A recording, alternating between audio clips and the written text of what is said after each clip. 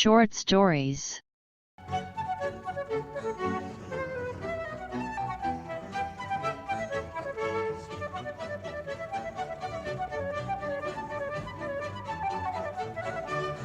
Selected and edited.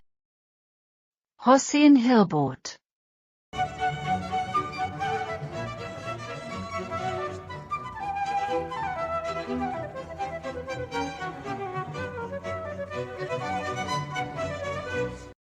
Part 1, Number 1.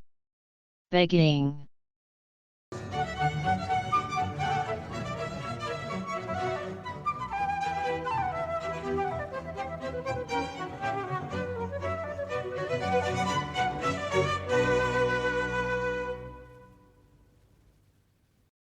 A young engineer sees a beautiful girl begging. He approaches her and after giving her a banknote, he asks, "If I want to marry you, I have to come to your parents. Can you give me your address?" The girl replies, "First, you should talk to my father." "Where is your father?" He begs further up at a crossroads. The young man goes to the girl's father and says, "I like your daughter. I want to marry her." The girl's father says, "You have to accept a condition first." "What condition?" "You can later, every time you have an argument with my daughter, tell her that she was a beggar, and you married her anyway. Therefore, you should wear old clothes and beg on this street for 4 days so that my daughter and I can check whether you are really begging."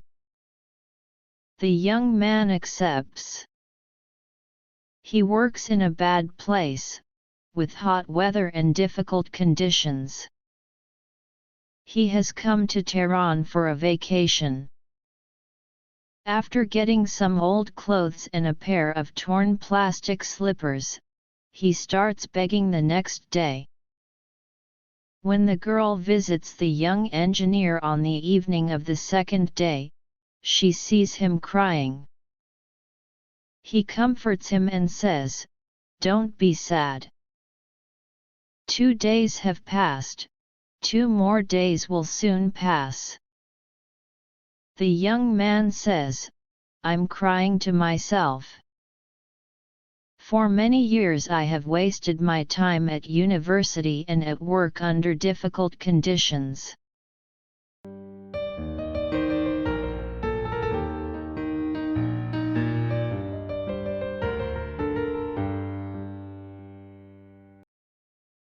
This incident reminded me of a story I had read years ago by Sir Arthur Conan Doyle.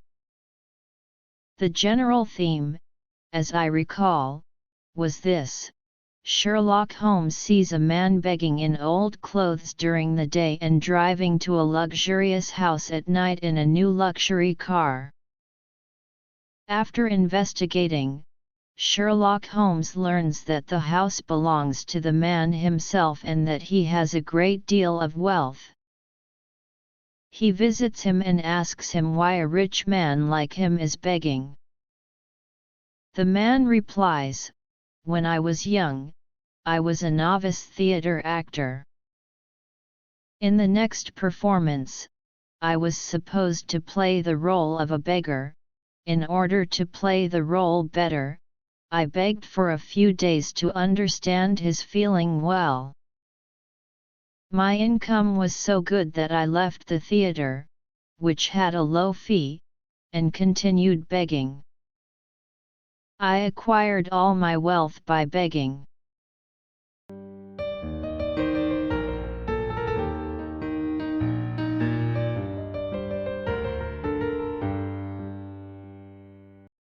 When I was 10 to 12 years old, I read in a newspaper that after a beggar died, it was found out that the house he lived in belonged to himself, and more than 30,000 chuman in cash was found in his house. It was a great wealth at that time.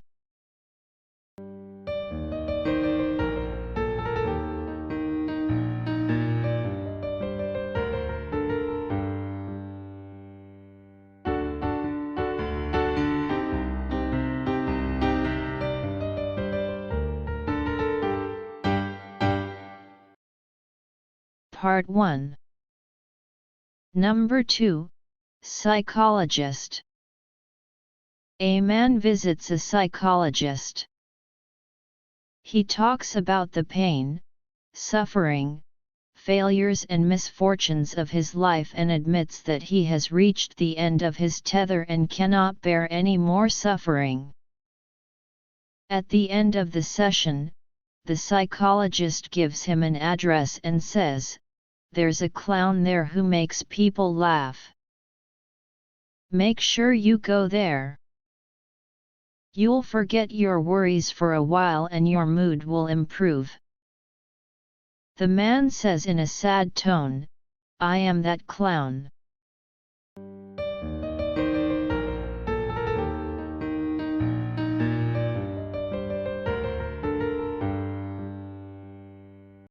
I learned English in Germany with a 3-volume book called English for You, plus its accompanying records, which were all very good. You will understand the reason I have added the lesson number 24 from the first book.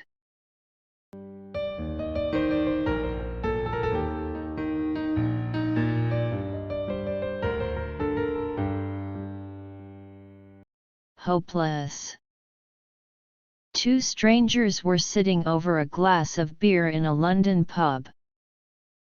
One of them looked bored and unhappy. "Life is dull, and everything in the world bores me," he said.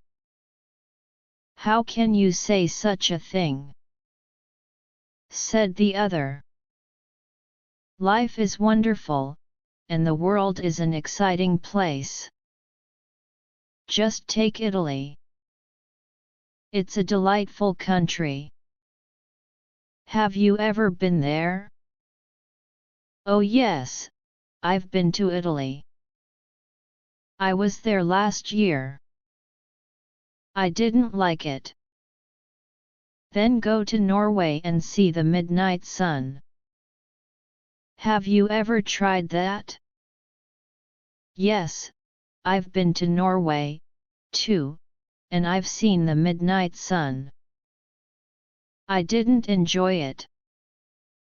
One of my friends has just returned from a safari in Africa. He liked it very much. Why don't you go on a safari? I'm sure you'll love it." "I've been to Africa, too," the sad man answered. "I was there 6 months ago.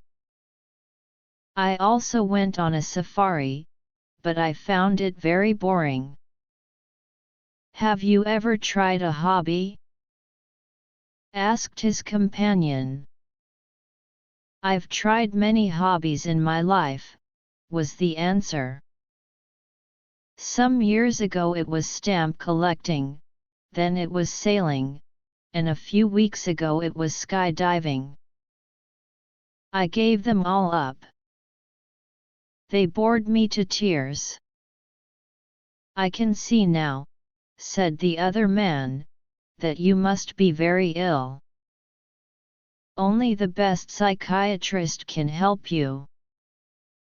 Go and see Dr. Greenberg in Harley Street."